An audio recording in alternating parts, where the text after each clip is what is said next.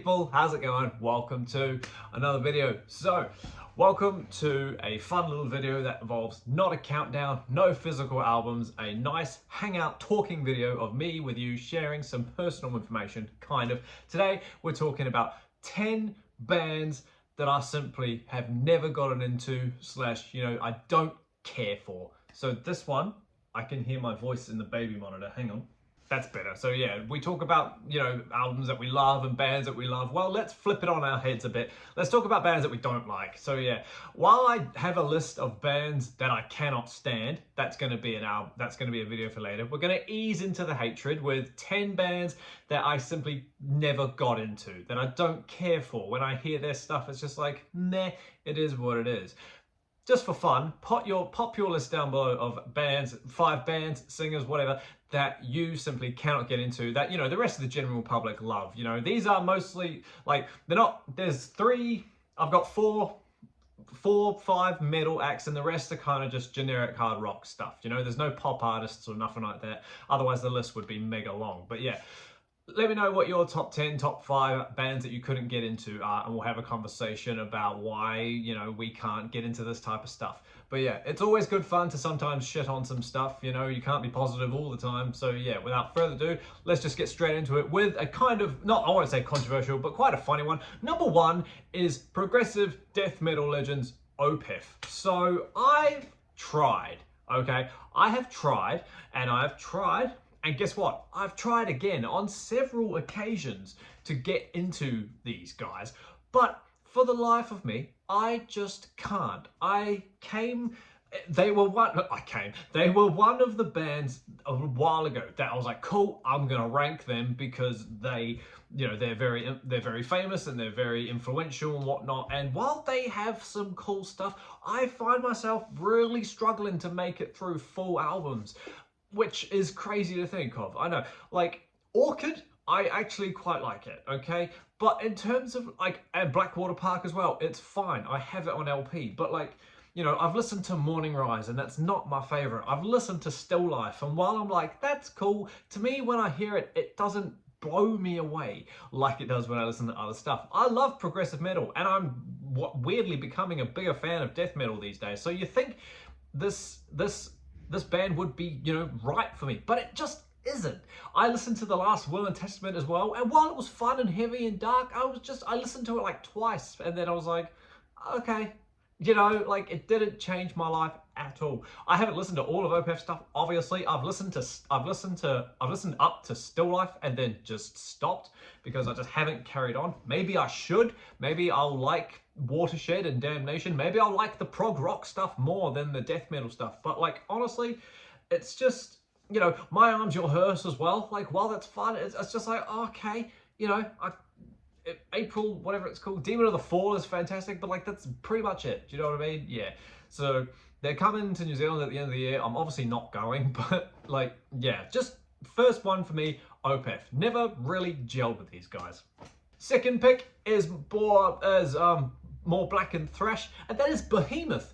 I tried, I'm probably going to be real repetitive in this video, brace yourself for that. I tried again to get into Behemoth when I was going through the when I was going through the scary satanic black metal phase, when everyone tries to get into new stuff.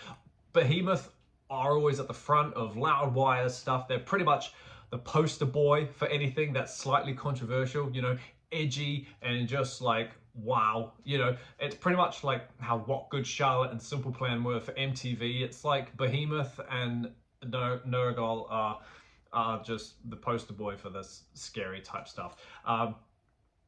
Even The Satanist, the album, I've listened to it and it's just, again, doesn't faze me. It doesn't make me go, holy fuck, that's insane, I have on CD, I Loved You at Your Darkest, which is a genuine terrible album. I don't like it. I bought that just cause. But Satanica, I've never heard it. Demigod, I've never heard it. There are 1 or 2 songs. My favorite Behemoth song is probably The Chant of Eschaton, 2000 AD or whatever it's called. But things like Of Fire and Of Void, there's that other one that escapes me. See, I can't even think of the names of the songs, but yeah, I'm just like, yeah, okay, I like satanic black metal and culty stuff like that, but Behemoth for me just don't tick any boxes. It's just like, okay. You know, the last song that they did, The Shit of God, I was just like, oh, you're getting a bit cringy now. You know, it's just kind of like you're pushing the boat out you're pushing boundaries that like either have already been pushed, or you're just like pushing them in such a way where it's just like, you know, it's like a 15-year-old kid just discovering black metal for the first time and wearing pentagrams on his shirt. It's just like, bro, you're edgy, you know? Yeah, it's just not my thing, Behemoth. I'm sorry, I just can't get into it. So yeah, number 2, Behemoth. Number 3 is King Diamond. Don't get me wrong, Abigail is a great album and I love it, but that's it. Fatal Portrait is fine, don't get me wrong, it's a bit simple and you know, it is fun, but like, I've only jammed it a few times. Abigail, I jam quite often, and I love it. But anything after that, again, I don't really care for. I'm not a fan of them. I've never heard anything after that, I don't think, off the top of my head. Which is funny, because I've listened to every Merciful Fate album, and that was fun. I just don't really care for King Diamond stuff. You know, like The Eye and Abigail 2 and everything else that counts. I don't even know the names of the albums, but I've just got no interest in, like, panning through his entire catalog. It's got nothing to do with the falsetto. I don't know what it is about it. I think it might, this is going to sound weird, but I think it might be the way he writes his lyrics and the fact that they're all horror concepts. That's fine, but I feel like they're just written in a too simple way, if you know what I mean. That might not make sense, but if you read the lyrics, it's very straightforward, and it's very just like, grandma walks into the room kind of thing. It's just a bit like, it's straight storytelling, and it's just like, I think the lyrics could have been a bit handled better. I don't know, but like, you know, musically it's all good, and like I say, the voice is fine. Abigail's a fantastic story, and the concept of them is cool, but it's just like, I don't care. Do you know what I mean? But like Melissa and Don't Break the Oath are great albums. I love them both. So yeah, just, it's a bit of a weird one, that, but yeah, I just don't really care for King Diamond solo stuff. So number 3, King Diamond. Number 4 is a bit of an old school one. This is purely based on age and generation gaps. The number 4 is the Rolling Stones. Yeah, just cause, you know, like it's pretty simple. Like, it's too old. I don't really like that simple level of hard rock music, you know, it's just blues, heavy blues at that point. But, you know, again, all the famous songs we hear on the radio every day, you just take them as they are, and it's just a bit simple, you know. I'm just basing this purely off how old the music is, do you know what I mean? Just wrong generation, too old, do you know what I mean? I could have put the Beatles in this list, but it's like, I ranked all the Beatles, and I was like, well, this isn't my taste either. I would probably much rather listen to the Beatles than the Stones. But yeah, just simple stuff. Rock blues music. I get it's the 60s and 70s, even though they still make music like in this I was about to say century, but that's obviously true, this decade, you know, just too old, not my thing. So yeah, moving on from that. Number 5 is Slipknot. Yeah, weirdly enough, I love thrash, I love black, I love death. However, Slipknot are a tiny bit too aggressive for my liking. Do you know what I mean? Like, the debut is one of the most obnoxious and loud albums ever, and it's just not really my thing. Probably because, like, it's that whole late 90s, early thousands nu metal industrialness. Do you know what I mean? It's a tiny bit more than nu metal, but like, because it's not really rap in terms of nu metal, but it is very riffy, and there's not really solos. He's not really a singer, you know, he's a shouter, do you know what I mean? While there are some singable moments throughout the whole catalog, like Dead Memories is a beautiful song, and obviously you've got to love Psychosocial, Wait and Bleed, and what's the album, Duality, you know, but like, even some of the later stuff, Devil and I, We're Not Your Kind, Unsainted, you know, they're all fine, but it's just like, I've never sat down and listened to a full Slipknot album. I just don't want to. I don't feel the need to. Do you know what I mean? It's just, I feel weird saying it, but it's just a bit too heavy. It's too loud, and like I've always felt like that. I've not suddenly turned into an old man and thought, oh, this is now too heavy.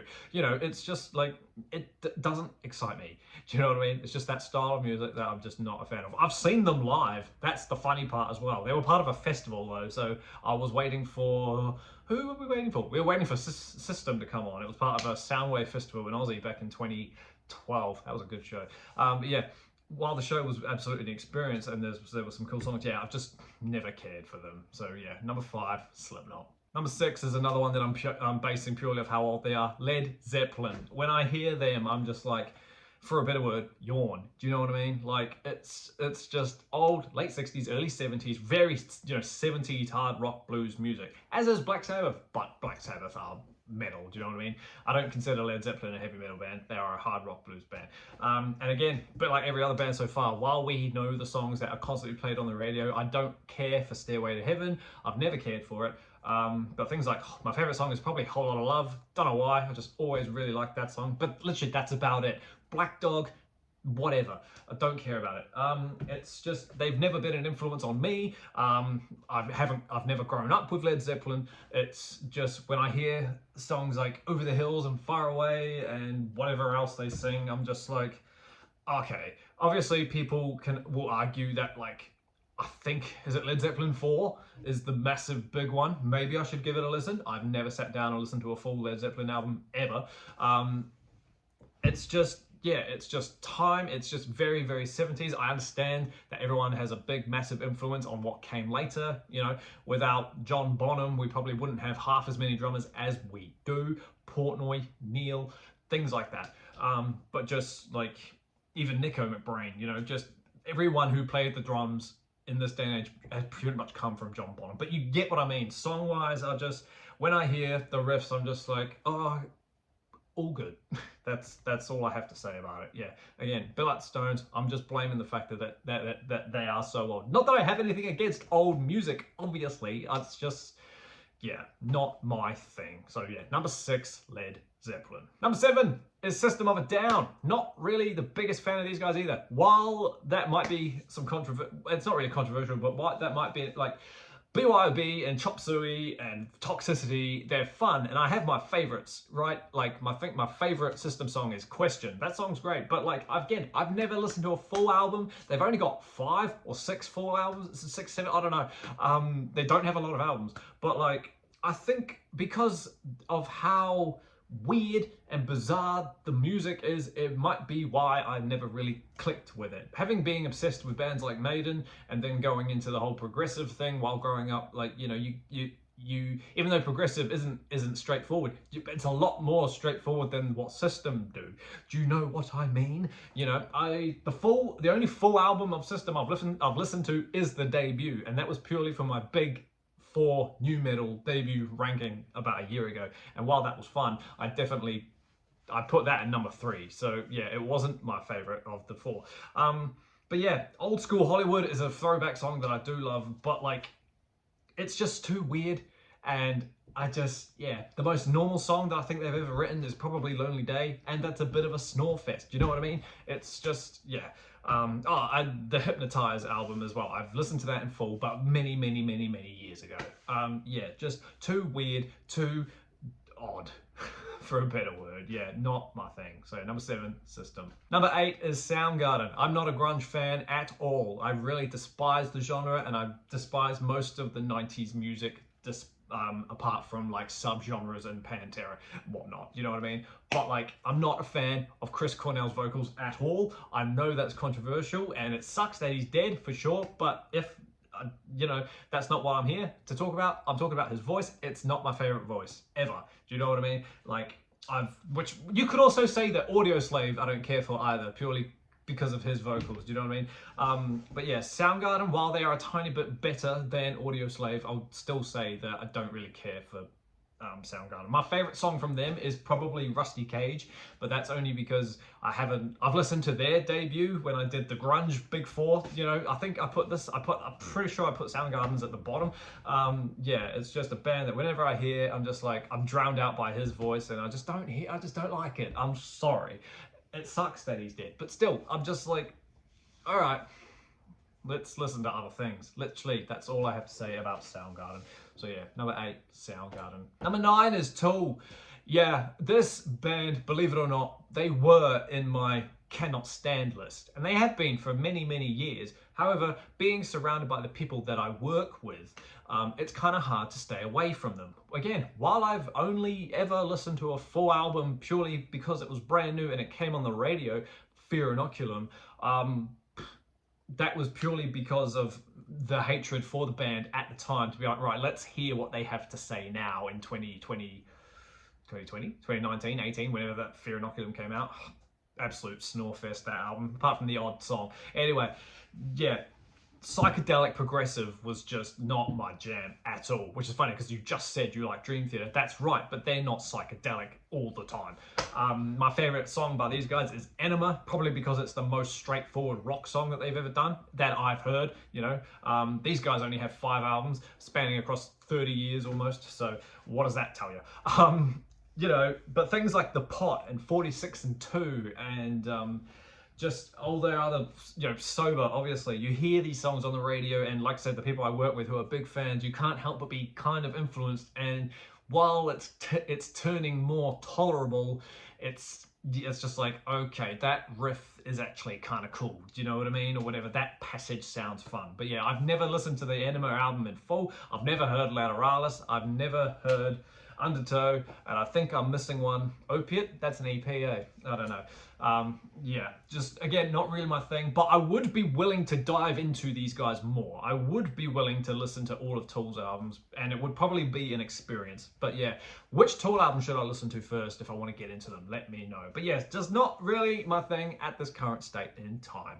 And then the last one on the list, number 10, these guys were on the radio, and I was like, do you know what? Let's just chuck these guys in, and that is Red Hot Chili Peppers. I've seen a lot of people dub Blood Sugar Sex Magic as, you know, one of the greatest albums to come out ever, and then they shit the bed afterwards, and it's just like, all right, maybe I should give that album a listen. Well, I haven't. Maybe one day. But like, my favorite song from these guys is Can't Stop, and you know, I just like that because it's funky, and I'm sure the lyrics have some deeper meaning, but until I read about them, to me the lyrics are just fun. It's fun to sing, but again, they were just a bit snore and a bit boring for myself. Like Under the Bridge, it might also be tied in with the fact that I've now heard these songs on the radio for what feels like 30 years. It's just like, I don't need to listen to Under the Bridge again, or Other Side, or Scar Tissue, or Californication, and it's just like, even Denny California, you know, you start getting fed up with the same stuff. That's a massive problem with the music industry today, but we'll talk about that in another video. I'm getting barred up, can you tell? Yeah, I've just never cared for the funkiness. I get that the musicianship is amazing. I don't know his name off the top of my head, but the guitar player does obviously some intricate stuff, and Flea is an incredible bass player, you know, getting funky. Anthony Kiedis, or whatever his last name is, had a rough upbringing, and we respect that. And then you got Will Ferrell on the drums, who's just a happy-go-lucky, funky, driven, you know. They're a cool collective, but just like musically, just not for me, okay? I'm sorry, it is what it is. I don't need to hear, they bore me. That's it, they're boring. Yeah, it's just a yawn fest for me. Most songs are from them. So yeah, number 10, Red Hot Chili Peppers. There we are, team. Thank you so much for hanging out with me while I sit here and get increasingly more passionate about bands that I simply could not get into. Even though I counted 1, 2, 3, 4 all the way to 10, it wasn't a ranking, or it's not like Opeth were the top band and Red Hot Chili's were the bottom. You know, it was just 10 bands. So yeah, thanks for hanging out with me. Like I said at the start, pop your bands down below as to what you couldn't or struggled to get into, and we'll see if we've got any similarities. It'll be good fun. Keep an eye out for the next video. Like I said, I've got a video coming out of the bands that I straight up cannot stand, so that'll be fun. But until that happens, everybody, stay inside, stay safe, jam Evanescence just for fun, and I'll see you all in the next video.